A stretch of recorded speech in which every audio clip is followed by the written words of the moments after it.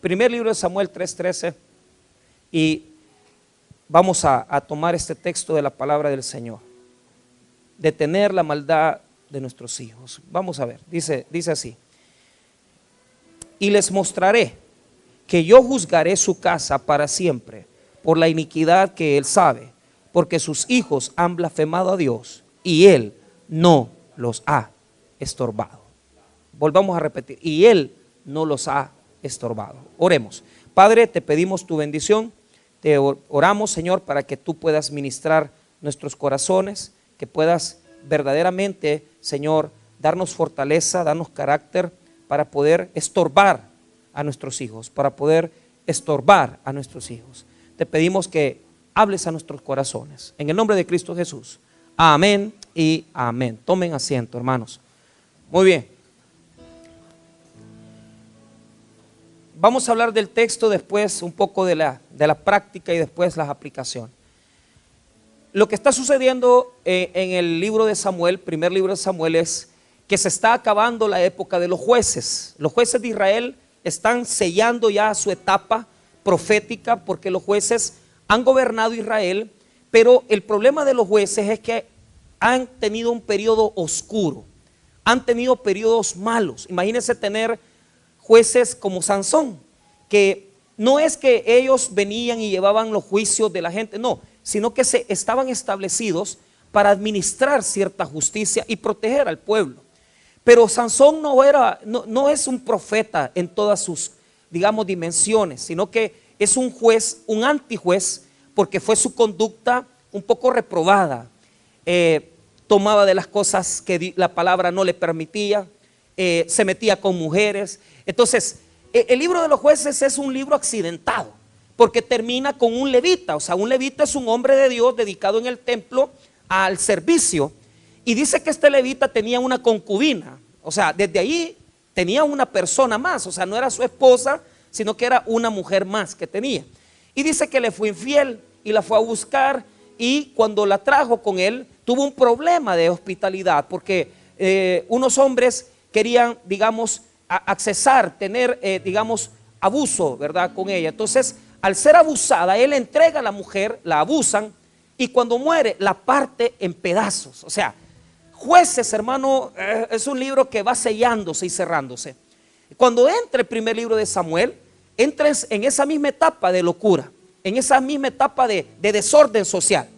Entonces, lo que quiere presentar los primeros 3 capítulos es presentarnos que la época se está agotando, que ya no va a subsistir la época de los jueces y que los profetas y sacerdotes no pueden ya ser quienes dirijan el pueblo. Es aquí donde va a nacer la monarquía, donde va a venir el primer rey. O sea, Dios va a quitar jueces, va a quitar profetas, sacerdotes, para levantar al primer rey de Israel, que va a ser Saúl y después David. Entonces, lo que nos quiere presentar los primeros 3 capítulos es el desorden en que vivían los sacerdotes. El desorden en que vivían los sacerdotes. Pero al mismo tiempo nos quiere presentar una esperanza, una luz de esperanza. O sea, al mismo tiempo que los sacerdotes andan mal, ¿verdad? Los sacerdotes del pueblo andan mal, también Dios está preparando un profeta llamado Samuel para que pueda bendecir al pueblo. Entonces Samuel es un niño recién nacido y va a ser hijo de una mujer llamada Ana, que no puede tener hijos, pero se lo ha pedido a Dios. Dios le ha concedido el tener hijos a ella, y el primer hijo va a ser consagrado al Señor, que es Samuel. Entonces, lo que estamos leyendo en este versículo 3 es algo muy especial. ¿Por qué razón? Porque es una palabra que vino a un niño. Es palabra de Dios que ha venido a un niño, hermanos. A un niño que, si yo tendría que sacar el hebreo aquí, podríamos decir que Samuel podía haber tenido 13, no sé, posiblemente 12 años, no lo sabemos. ¿Y sabe por qué? Porque hay épocas en nuestra vida donde Dios no le habla a los grandes. Como que Dios tiene palabras en los labios de los hijos, ¿verdad? Como que Dios tiene palabras en los labios de los niños. Cuando un niño tiene que corregir a un adulto porque le dice: papá o mamá, no trates así a mi mamá. O corregirle porque, mire papá, y va a dejar a mi mamá. Esas palabras no vienen a los labios de un niño porque el niño es suspicaz, es inteligente. No, es porque probablemente Dios te está hablando por un niño.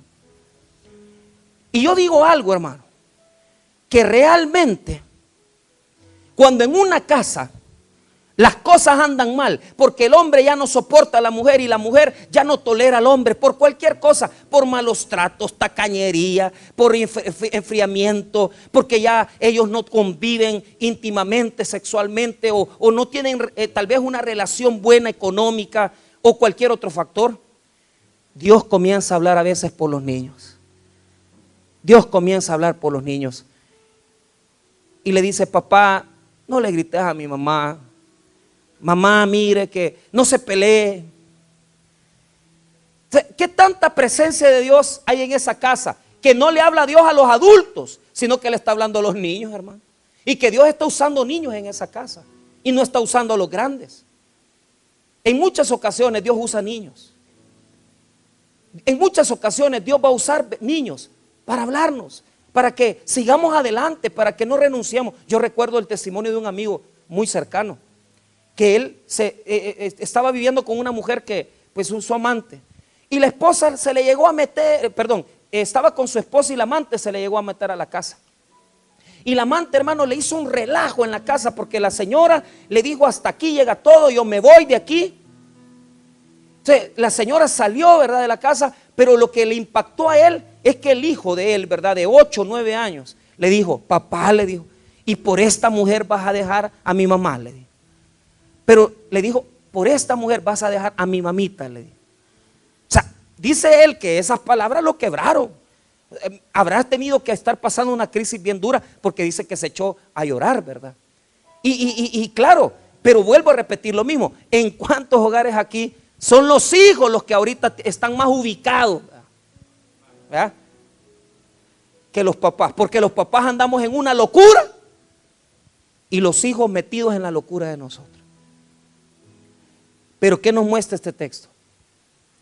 Nos muestra que ante la locura de una familia, ante la locura de una comunidad, hay esperanza en los niños que las cosas cambien.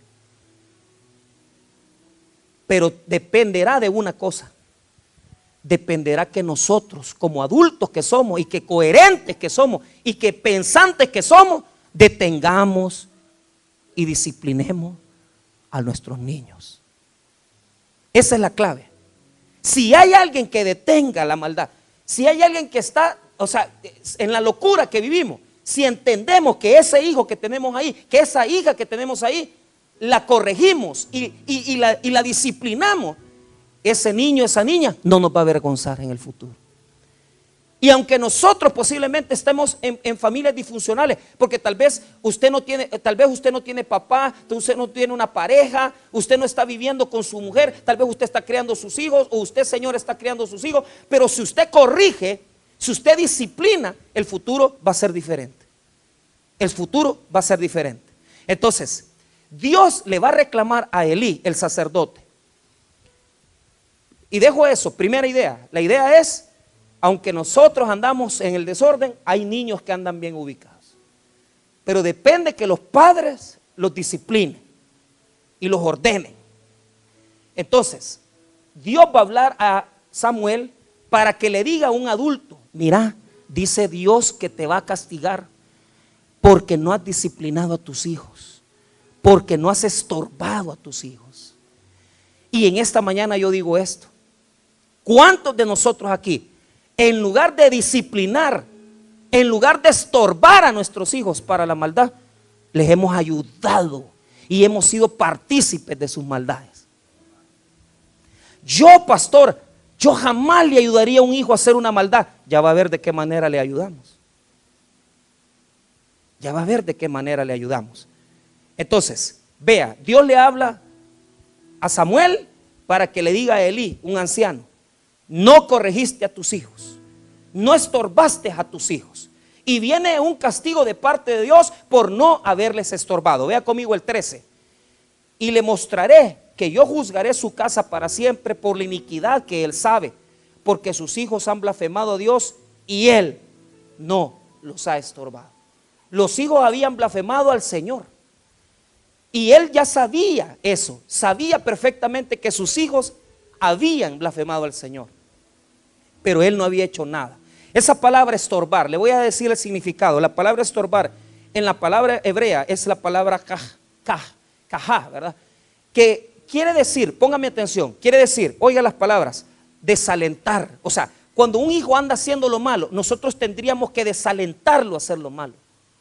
Porque ellos tienen maldad, pero depende de nosotros si podemos pararla. Dependerá de nosotros si podemos detenerla.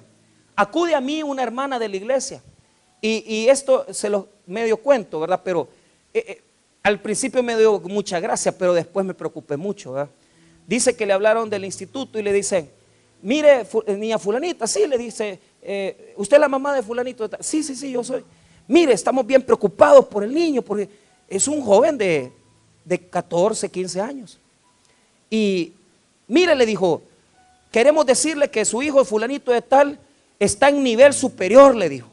Entonces cuando ella dijo nivel superior, bueno, ella se sintió contenta porque ella sintió que el niño está superándose, ¿verdad?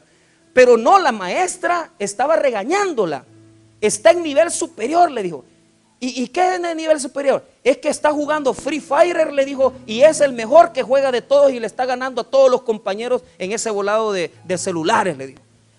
Y el bicho, que era muy buen estudiante, ha dejado 4 materias, pero se ha hecho un gran jugador, ¿verdad? Un gamer, y ha agarrado el teléfono de la mamá. La señora le pone 1.30 cada no sé cuánto, y el cipote se acaba el internet, porque solo jugando pasa. Ella se lo pone para que juegue, no para que juegue, sino que para que estudie. Pero el bicho es el más grande de los jugadores. Solamente le gana un niño de 6º grado que es mejor que él. Entonces el niño está en nivel heroico en el juego de video, pero en las materias, 4 materias va aplazando. Entonces ella decía que ella decía, mi hijo cómo estudia, porque hasta la 1 de la mañana, y el bicho hasta con un gran corriente, ¿verdad? Hasta la 1 de la mañana el mono. Y ella bien contenta, mi hijo, qué estudioso, que 4 materias aplazadas. Entonces yo le di, al principio me dio un poco de gracia, pero ¿sabe qué me preocupó? De que dice que le pasaron cobrando una cosa de las que ha comprado en la casa. Y le dijo, mamá, no te preocupes. ¿Por qué? Es que fíjate que ya te pagué la cuota de tal cosa, le dijo. Ah, vaya, le dijo. Pero el mono no trabaja, pues. Si el mono es mantenido. Y ella, ¿y de dónde sacó pisto este? Y la cuota es de como 15 pesos, ¿va? Y después se da cuenta, ¿va? La maestra le contó que apuestan para jugar, ¿ah? Apuestan, y el mono es el mejor apostador, ¿va? Por eso ha hecho billetes. Entonces la hermana me pidió un consejo y yo sabiamente le dije, cómprele otro celular mejor, ¿verdad? Así van a hacer más pistas.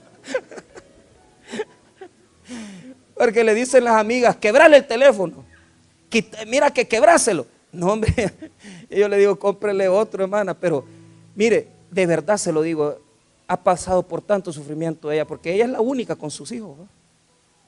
Pero yo le digo, hermana, realmente tiene que pararle,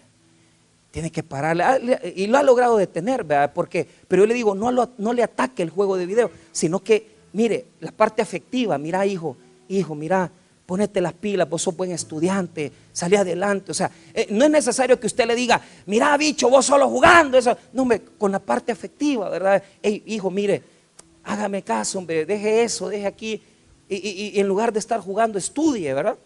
Dice que se ha calmado estos últimos días, ¿verdad? Pero lo que yo digo es, hermano, un descuido que nosotros tengamos, y los hijos hacen y deshacen, pues. Si usted no los para, si usted no los detiene, entonces tenemos que desalentarlos. La palabra estorbar, oiga lo que quiere decir. Quiere decir que a Elí, el pecado de los hijos de él no le afectó en su corazón. O sea, los pecados de sus hijos no le dolían en lo más profundo. Y ese es el problema, hermano. Porque ¿cómo es que no nos va a doler que nuestra chica, nuestra niña de 15, 16 años pueda tener ya un novio y pueda estar ahí teniendo posiblemente hasta intimidad con él? Nos tiene que doler. Nos tiene que doler el hecho que nuestros hijos digan, yo ya no quiero ir a la iglesia, ahí ya no quiero llegar, o que nos digan, Es que vos solo son mentiras. Y vos vas a la iglesia cuando nos han confrontado, ¿verdad? Y nos han dicho que estamos aquí en la iglesia, pero estamos solamente perdiendo el tiempo porque no se nos nota. Porque algunos hermanos en la iglesia somos una gran cosa, ¿verdad? Grandes servidores, grandes predicadores, pero en la casa no servimos, hermano. Entonces, cuando nos confronta un hijo y nos dice, mira papá, pero vos no haces eso, hombre. Vos decís esto, pero vos no lo vivís. Entonces, ahí es donde tenemos que despertar. ¿Por qué razón? Porque entonces yo tengo que darme cuenta que lo que le está pasando a mis hijos me tiene que importar. ¿Sabe qué, hermano? Métase en la vida de sus hijos. No los deje. Mire, hermano, estos hipotes tienen unos conflictos grandes. Vino este joven que Israel, ¿verdad? Hermano, trabaja sacando leche de cabra y ha dejado la escuela. Pero yo le digo, mira hijo, metete otra vez, o sea, porque mire pastor, me dijo eso del internet, yo no le hallo, y que con que no les, así me dijo, con que no les entiendo cuando voy a clase, ya ahora peor en internet, no les entiendo nada. ¿Sabe qué implica? No es que él no sea inteligente, él es inteligente. Lo que pasa es que no lo motivan, no lo han motivado. Entonces saca leche de cabra para venderla y de eso vive. Y a las 4 de la tarde, conmigo se iba a reunir a las 5, fue a meter todas las cabritas porque ya a las 5 tenía que estar conmigo. Y yo veo el esfuerzo, ¿verdad? Porque dice que vive de, es un cipote, hermano, si tiene 18 años, vive, hermano, haciendo pan y vive de vender leche. Y yo digo, ¿cuántos hijos de nosotros con todas las comodidades, con todas las cosas que nosotros les damos, ¿verdad? Y los dejamos descuidados, ¿verdad? Y los dejamos y no nos interesa lo que están viviendo. Entonces el cipote en media hora, en 40 minutos, yo me estuvo muy agradecido, gracias pastor, pero yo no le dije nada, solo lo escuché. Pero a él nadie lo oye, porque su papá trabaja, porque están separados, la mamá está lejos. ¿Y cuántos de nuestros hijos lo único que quieren es que les oigamos, hombre? Que les pongamos atención y le digamos, hey, ¿qué te pasa? Métase en el mundo de sus hijos.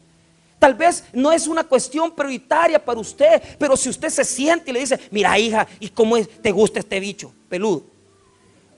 Mira hija, ¿y cómo es eso? Y usted con chistecitos y cuentos, ¿va? Mira, yo te veo así, que vos te hacen ojitos, ¿va? Te suben y te bajan las luces, ¿va? Pero usted con esas se mete en sus sentimientos, se mete en su corazón. Y muchas veces, hermano, ellos están buscando que nosotros nos metamos ahí, pero nosotros no les hacemos caso. ¿Por qué? Porque no nos importan.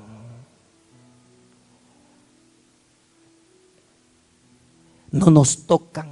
Aquí no nos interesa en lo más profundo. Nos importa por estética. Nos preocupa porque si vemos que algo pasa así, pero adentro es mentira que nos importa lo que les está pasando. Porque si nos importara, les preguntáramos lo que está pasando. Pero como no nos importa, no preguntamos, no detenemos, no paramos. Y lo que Dios dice en esta palabra es eso. Ahora, la segunda parte del mensaje es, ¿cuáles eran los pecados de los hijos de Elí? ¿En qué cosas Elí no les estaba estorbando? Veamos, se dividen en 3 y están en el capítulo 2. Véalo conmigo. Primer libro de Samuel, capítulo 2. Versículo 12. En la primera área, la primera parte de sus faltas que Elí no corregía y que a Elí no le importaban, están del versículo 12 hasta el versículo 17. 12 al 17. El segundo tipo de faltas está, fíjese bien, hay un pequeño corchete, hay una pequeña llave que en los versículos se lo dedican a hablar de Samuel. Del 18 al 21 habla de Samuel. Esa no es falta de los hijos de Elí, sino que está haciendo un contraste. Mientras estos vivían en el gran desorden, Samuel vivía cuidado por sus papás. Eso nos está diciendo. O sea, mientras estos vivían en el gran desastre de vida, los papás de Samuel sí se preocupaban por Samuel. Eso está de 18 al 21. Y del versículo 22 hasta el versículo 25 está su segundo pecado. O sea, el primer pecado de los hijos de Elí está del 12 al 17, el segundo pecado está del 22 al 25.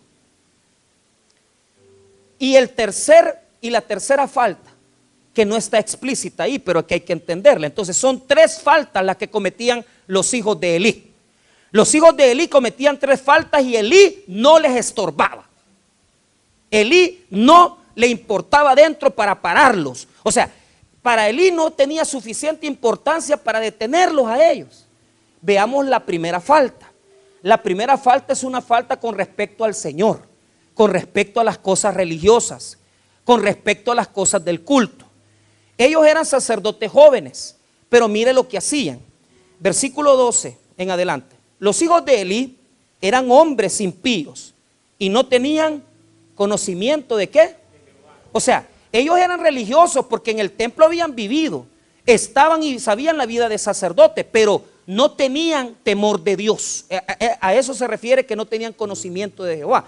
O sea, no tenían temor de Dios. Ahora, ¿por qué no tenían temor de Dios? Ponga atención. 13. Y era costumbre de los sacerdotes con el pueblo que cuando alguno ofrecía sacrificio, venía el criado del sacerdote mientras se cocía la carne, trayendo en su mano un garfio de 3 dientes. Y lo metía en el perol, en la olla, en el caldero o en la marmita, y todo lo que sacaba del garfio, el sacerdote lo tomaba para sí. De esta manera hacían con todo israelita que venía a Silo. Asimismo, antes de quemar la grosura, venía el criado del sacerdote y decía que sacrificaba, da carne que asar para el sacerdote, porque no tomará de ti carne cocida, sino cruda. Y si el hombre le respondía, quemen la grosura primero y después toma tanto como quieras, él respondía, no, sino dámela ahora mismo, de otra manera yo la tomaré por la fuerza. Era pues muy grande delante de Jehová el pecado de los jóvenes, porque los hombres menospreciaban las ofrendas de Jehová. Entonces veamos las 2 faltas religiosas. Número 1, fíjese bien, aquí aparecía algo. Venían los ofrendantes al templo y estos señores ya tenían un su sirviente y un sicario. Entonces, cuando la gente ofrendaba, oiga bien, la Biblia dice que le pertenecía al sacerdote la espaldilla y le pertenecía el pecho del animal. O sea, de la ofrenda que presentaban las personas, el sacerdote se tenía que quedar con el pecho y la espaldilla. Pero decía otra cosa también. Decía que lo primero que tenían que apartar del animal era la grosura. Por eso es que a mí me gusta el puyazo gordo, ¿va? Porque es lo más santo del animal, ¿va? Entonces, mire, fíjense que la grosura era del Señor. Pero mire, estaba prohibido, póngame atención, estaba prohibido tomar de la ofrenda si no se tomaba primero la grosura para el Señor. Lo primero era la grosura para el Señor y después ellos podían agarrar. ¿Cuáles eran los 2 errores de estos? El primer error era de que ellos no distinguían. La gente llevaba la grosura y mandaban un sicario a meter un garfio de 3 puntas. Y lo que metían en el perol lo sacaban. Si era la grosura, si era lo del otro parte del animal, no les importaba. Sacaban como ellos querían y lo que ellos querían. Y número 2, obligaban a la gente a que si ellos decían, no, apartarle esto a Dios, no, ellos le obligaban a dar lo que ellos querían que les dieran. Entonces, tal vez para algunos aquí eso dice, ¿y qué sentido tiene? Bueno, hay personas aquí, padres grandes ya, y jóvenes que ya tienen sus edades de 17 años, 18, pero ¿sabe cuál es el problema? Nunca les han enseñado a distinguir entre lo santo y lo profano. Papás que nunca le enseñaron a distinguir a sus hijos entre lo que es santidad y lo que es pecado. Padres que nunca les enseñaron a sus hijos a discernir. Mira, hermano, al joven hay que decirle, esto es de Dios, mira, y esto es tuyo. Porque cuánta gente, escuche bien, pasa pensando, ¿verdad? ¿Y por qué mis hijos son así? Le hago una pregunta. ¿Usted les ha dicho a sus hijos que es necesario que adoren, que se congreguen? Y comenzarle a enseñar a sus hijos que lo que es de Dios y lo que es de ellos. Pero no es así. Normalmente no le decimos a la niña, mira hija, tu cuerpo es templo del Espíritu Santo. Si tu novio está queriendo acercarse, si está queriendo manosearte, quiero decirte que eso es de Dios, no es de él.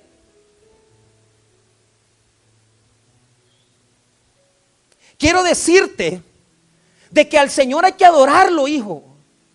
Quiero decirte que estás cometiendo un gran error, hijo.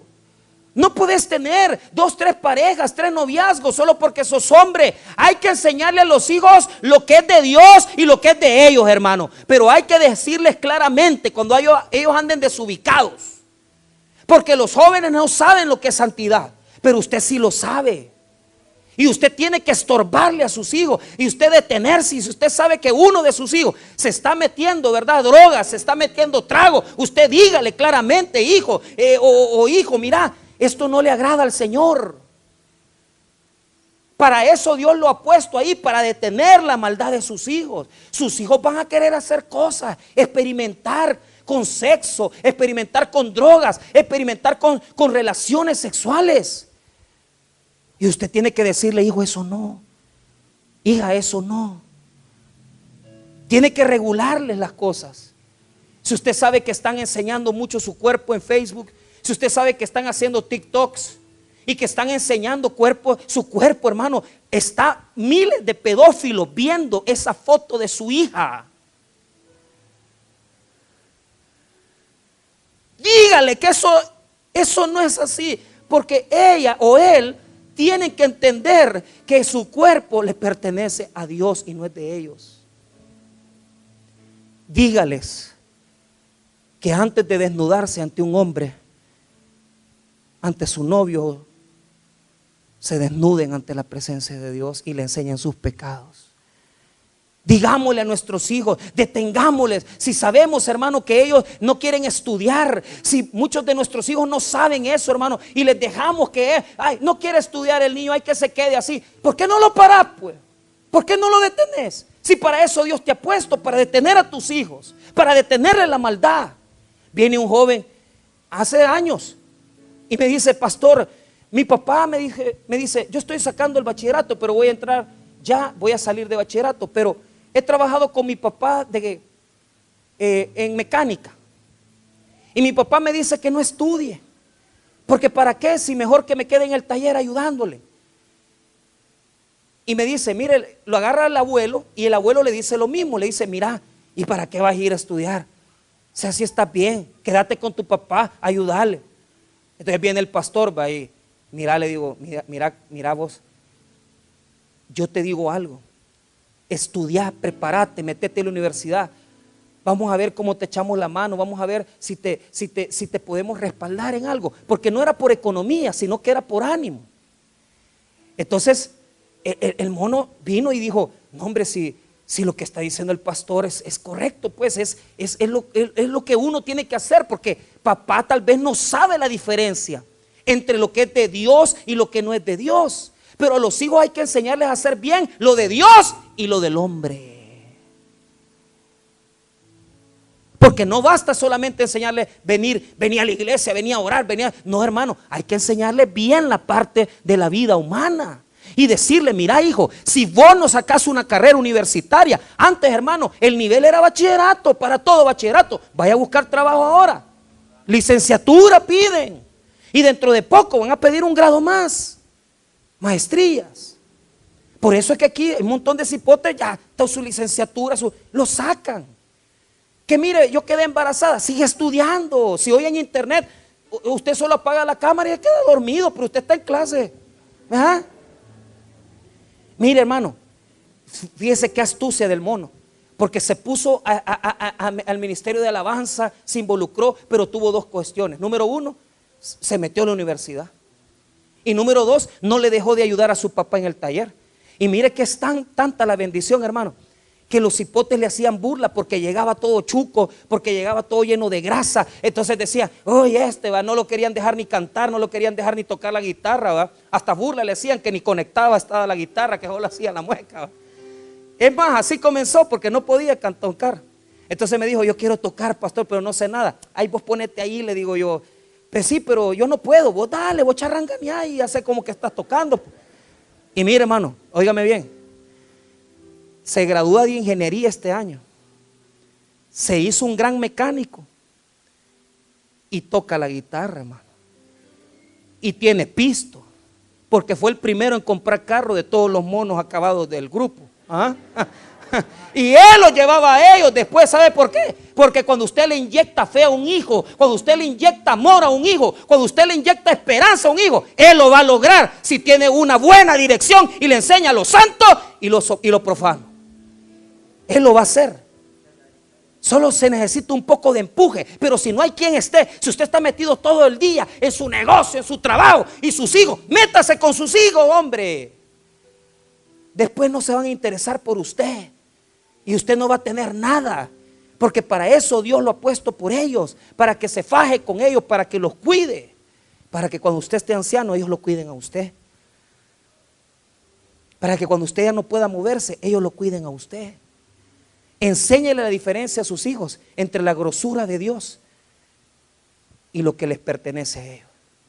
Enséñele la diferencia a sus hijos entre lo santo y lo profano. Enséñele la diferencia a sus hijos entre santidad y pecado. Enséñele a sus hijos la diferencia entre ser una persona triunfadora en Cristo y una persona que no triunfa en Cristo. Y le aseguro, hermano, que sus hijos van a entender eso y van a reflexionar en su corazón. Es que mi papá me enseñó a mí. Es que mi mamá me enseñó a mí. Es que mi papá me dijo tal cosa. Y ellos se van a acordar de lo que sus papás les decían. ¿Por qué? Porque para eso Dios nos ha puesto con ellos. Segundo pecado, para ir finalizando: el pecado sexual. El pecado sexual. 22, mire lo que dice: pero Elí era muy viejo y oía de todo lo que sus hijos hacían con todo Israel. Mire lo que dice, y cómo dormían con las mujeres que velaban a la puerta del tabernáculo de reunión.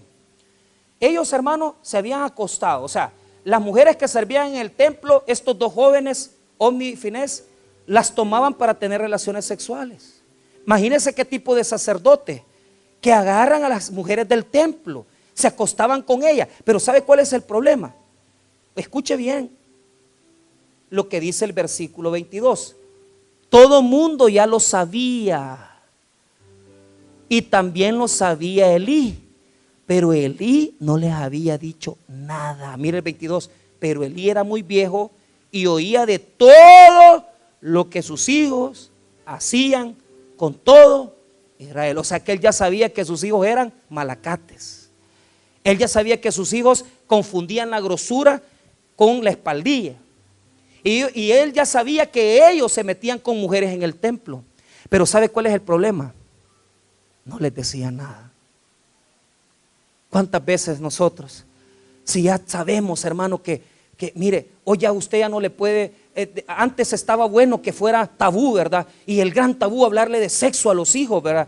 Hermano, escuche bien, hermana, si usted no le dice a sus hijas qué significa la menstruación, no se lo van a enseñar. Si usted no les dice, mire hija, así se queda embarazada. Si usted no se cuida, si usted no hace esto, si usted no se cuida en esta parte, usted va a quedar embarazada, hija. Mire hijo, usted se acuesta con una cipota, sin protección, sin esto, va a quedar embarazada. Antes era pecado hablar de eso, pero ahora hay que decirle a los hijos claramente, porque los hijos tienen eso, tienen a sus papás para que les enseñen las cosas. Pero están ahí, mira mamá, ¿y qué significa eso de sexo? Mire papá, y eso de, anda a preguntarle a tu nana, dice. Y si es la nana, anda a preguntarle a tu tata.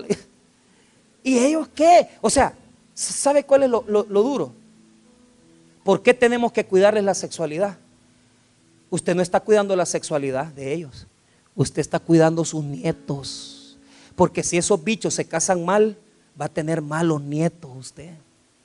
Y van a vivir mal. Y su descendencia va a estar mal. Porque usted no le supo guiar a sus hijos su sexualidad.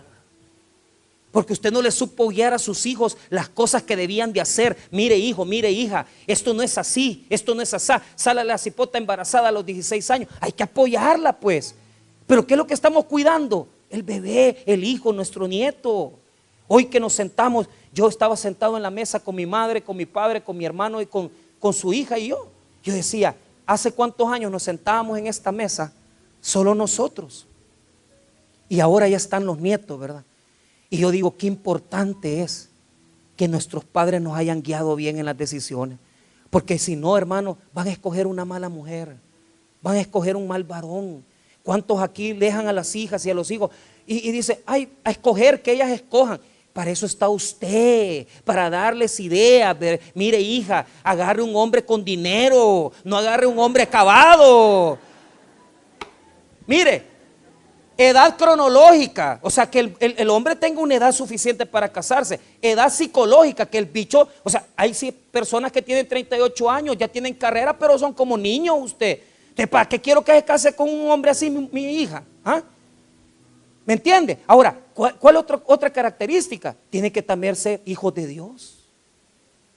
Porque entonces, ¿a qué van? Pues a casarse mal. ¿Y quién es el que sufre? Uno. ¿Sabe por qué? Porque Elí no los detuvo. ¿Y sabe qué? Por eso se murió Elí. Se murieron sus 2 hijos y se murió él. Porque cuando vos no corregís a tus hijos a tiempo, ellos te terminan matando a vos. Y cuando estás viejo, ahí estás con las grandes torturas de conciencia. ¿Por qué no hice esto? ¿Por qué no les enseñé estos hipotes? ¿Por qué es que estoy viviendo esto? Porque cuando eras joven no detuviste la maldad de tus hijos. Porque cuando pudiste no los paraste. Pero ¿sabe cuál es el problema? Con la sexualidad. Él les dijo, él se dio cuenta de último, posiblemente, pero ya sabía lo que andaban haciendo. Entonces en el verso 23 les da una corrección. Y mire la corrección que les da. Y les dijo, ¿por qué hacéis cosas semejantes? Porque yo oigo de todo este pueblo vuestros malos procederes. No, hijos míos, porque no es, mire, no es buena fama la que yo oigo, pues hacéis pecar al pueblo de Jehová. Si pecar el hombre contra el hombre, los jueces lo juzgarán. Mas si alguno pecare contra Jehová, ¿quién rogará por él? Pero ellos no oyeron la voz de su padre, porque Jehová había resuelto hacerlos morir. Entonces, oiga lo que les dijo. Hijo, les dijo, Dios los va a juzgar por lo que están haciendo. Dios los va a juzgar por lo que están haciendo. ¿Cuál fue el error?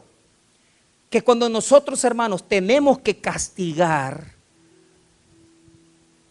les queremos dar palabras. La palabra voz de su padre, la palabra voz en hebreo quiere decir que le gritó. Eso significa en hebreo, aquí está investigado. La palabra kol, que significa llamar en voz alta. Entonces él le gritó ahí y le dijo, hijo mío, le dijo, que no ven que Dios los va a juzgar. Mire, hermano, hay cosas que no se van a arreglar con sus gritos. Se van a arreglar si usted los corrige. Si usted los corrige. Y eso que anda enseñando visión mundial y compasión, que mi amigo el doctor Eric Basurto lo enseña, ¿verdad? Porque estas asociaciones andan queriendo enseñar, y es cierto, son pedagogías, ¿verdad? Educando con ternura, es decir, no le pegue a los niños, ¿verdad? Sino que a saber cómo quieren que corrijan esto, si la palabra de Dios dice que con la vara, ¿verdad? Hay que darle. Pero es cierto, hermano, ¿por qué? Porque la vara está en el cuerpo, pero la vara entrará en el corazón y corregirá a la persona. Pero usted no va a decir, educando con ternura, ay, mira, hijo, fíjate que esto es malo. Eso es para la primera etapa. Pero si ya no quiere entender, palo le toca. Palo le toca, hermano. Yo le agradezco a mi papá las veces que me agarró a patada. Yo le agradezco a mi mamá las veces que me tiró las ginas. Porque si no, hermano, así como soy de malo, fuera peor, hermano. Pero gracias a Dios detuvieron mi maldad y algo bueno sacaron de mí. Yo no he llegado a ese nivel, pero quiero contarle este testimonio para cerrar. Escuché un sermón de uno de los pastores más grandes de Guatemala, pastor de años, ¿verdad? El doctor Jorge H. López.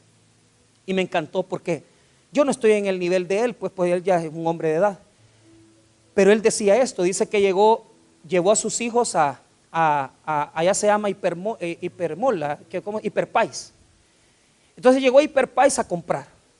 Y dice que uno de los niños de él, ¿verdad? Venía con su esposa y todo, de repente llegaron a la casa y de repente el cipote estaba jugando con unos carros Hot Wheels, ¿verdad?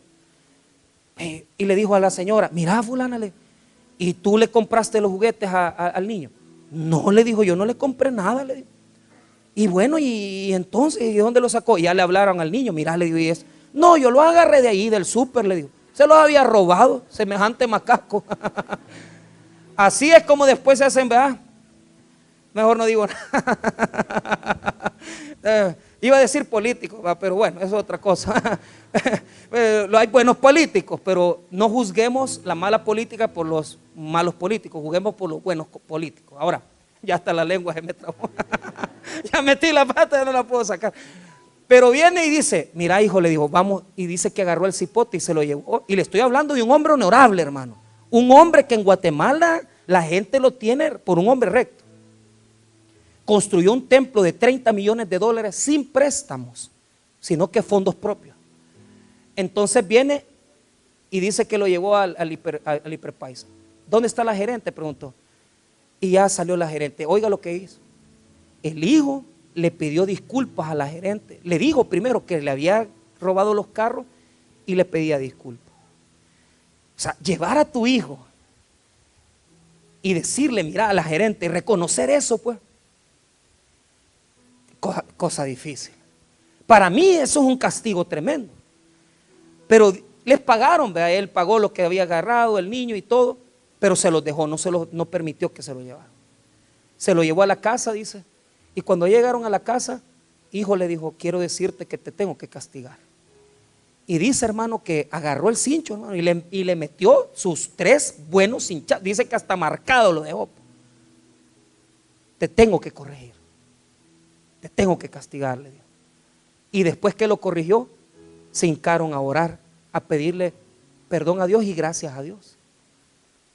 Entonces dice que ahorita que él cumplió 60 y pico de años, su hijo le escribió porque se hizo un gran profesional, ¿verdad? Y dinero, olvídese, ¿verdad? Papá, quiero darte la gracia, porque si no fuera por tus consejos y tus correcciones, nosotros no fuéramos lo que ahora somos. Eso es lo que yo quiero, hermano, que en mi vida pase. Que un día mis hijas me digan, papá, gracias porque nos detuviste, gracias porque nos paraste, gracias porque nos corregiste. Pero ¿cuántos, hermanos, en esta mañana podemos decir, yo estoy logrando eso con mis hijos? ¿Y cuántos hemos visto las grandes cosas que hacen y en lugar de corregirlos, les hemos aplaudido las necedades que hacen? Pero aquí está el final de la enseñanza. Oiga bien, hermano, cuando usted no detiene a sus hijos, usted hace partícipe del error de ellos. Y por ese es el castigo de los padres, que no dijimos nada, que nos callamos, que pasamos por alto, que no nos dolió, que no les estorbamos, que al final de cuentas ellos nos terminan llevando de encuentro a nosotros, porque nosotros no detuvimos su maldad. Hermanos míos, detengamos la maldad. Yo les dije que eran 3 faltas. La primera falta, la falta en el culto, el no respetar a Dios. La segunda falta, la falta sexual. Y la tercera falta, el no honrar a los padres. Hermanos, si usted no le enseña a sus hijos a honrarlo, ellos no van a honrar ni a Dios ni a nadie en su vida. Pero lo más importante es que si usted detiene la maldad de sus hijos le van a honrar. Y usted se va a sentir orgulloso de ellos. Y usted se va a sentir feliz porque crió buenos hijos en el temor de Dios. Pero si usted es una persona blanda, una persona que no le importa, una persona tolerante, una persona que está ahí de adorno decorativo, sus hijos le van a quitar la vida, le van a quitar su futuro y le van a quitar su vejez, porque usted va a sufrir en su corazón por no haber hecho el buen trabajo con sus hijos. Deténgalos, párelos, y si ya están demasiado grandes para poderlos detener, ore por ellos, porque usted sabe que el mejor padre de todos es Dios. Y si usted no los pudo corregir, Dios los corregirá en su momento. Vamos a orar, hermanos. Padre, te damos gracias por tu palabra. Gracias por tu bendición. Si en esta mañana hay alguna persona que le quiere entregar su vida a Cristo, habrá alguna persona que le quiere entregar su vida al Señor, yo le invito a que se pueda poner de pie. Hoy es el día de salvación. Hoy es el día en el cual puedes recibir salvación y vida eterna. ¿Habrá alguna persona en esta mañana que le quiera entregar su vida a Cristo? Los consejeros llegarán ahí a tu silla, a tu lugar, para ofrecerte el plan de la salvación. Venga a los pies de Jesús, venga a los pies de Cristo. Dios quiere cambiar su vida. Dios quiere cambiar su destino. ¿Habrá alguna persona, habrá alguien esta mañana que le quiere entregar su vida al Señor? Vamos a cantar una alabanza para poder terminar.